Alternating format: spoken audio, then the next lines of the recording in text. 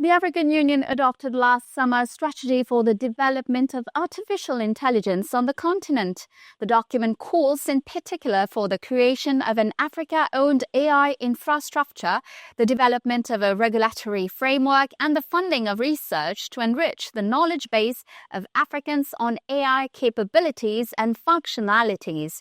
It must be said that the opportunities offered by AI do not go unnoticed in Africa, where AI is seen as a tool that will allow African countries to make up for their technological gap. But it also raises concerns. How should African countries position themselves in relation to its development? Euloge Aïdasso filmed this report from Benin. We have developed artificial intelligence that enables users to take videos in any language and dub them into another language. This allows the voiceover to be transformed seamlessly into the desired language. Additionally, our application features a speech-to-speech function that allows for fluent conversations with individuals who speak different languages. Here's one of the artificial intelligence applications that generates a great deal of interest and hope in Africa. It is indeed seen as a technology designed to offer a wide range of automated services, opportunities that entrepreneurs gathered at a recent innovation fair in Cotonou are keen to seize to solve everyday problems.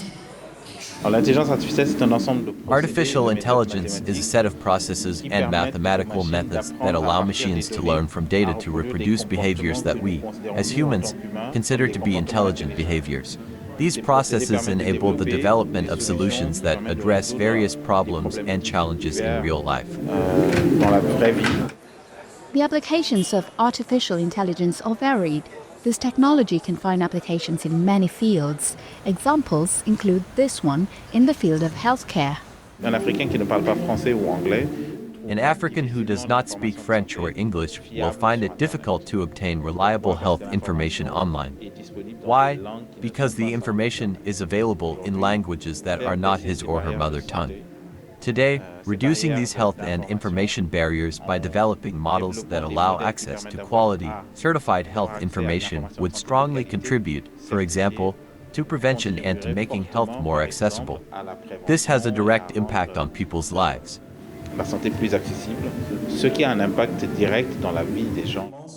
Progress in digital innovation is already impacting daily lives. The QR code is an example, and one of its benefits is the possibility of dematerializing documents. The QR code allows a large amount of data to be stored in a small space, quite simply. An identification document, for example, or a physical paper passport that you can read or open, can be contained within a QR code. Essentially, you are miniaturizing the information into a much smaller and more secure space than paper. It can open doors and enable communication, transactions, etc. When it is digitized, we store them somewhere, and we can access it at any time. This means that the era of artificial intelligence opens a new avenue for applications that enhance daily life.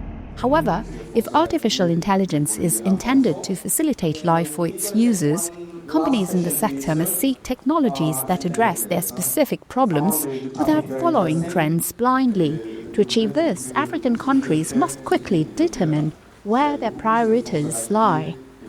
Some are engaged into in-depth research because they have solved everyday problems. So, today we cannot compare ourselves with firms which are ahead, which have research and development budgets of several $1 million on much more specialized questions where an application is being developed. An idea is developed to respond to an immediate, specific need. I think that in Africa, we must be at this level too.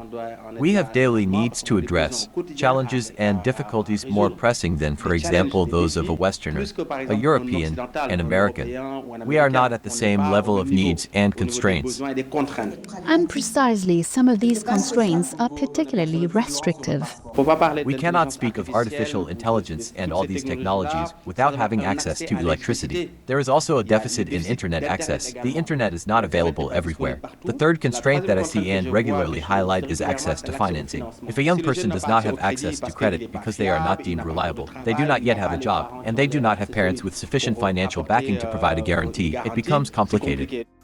Many people view artificial intelligence as presenting various risks, including ethical issues like intellectual property rights concerns and the reduction of human intervention, which could lead to unemployment, among others. But does this mean we should halt progress? Technology, in general, is an asset. It is not a danger. It is supposed to make our lives easier. Ultimately, it is the way we use it that matters.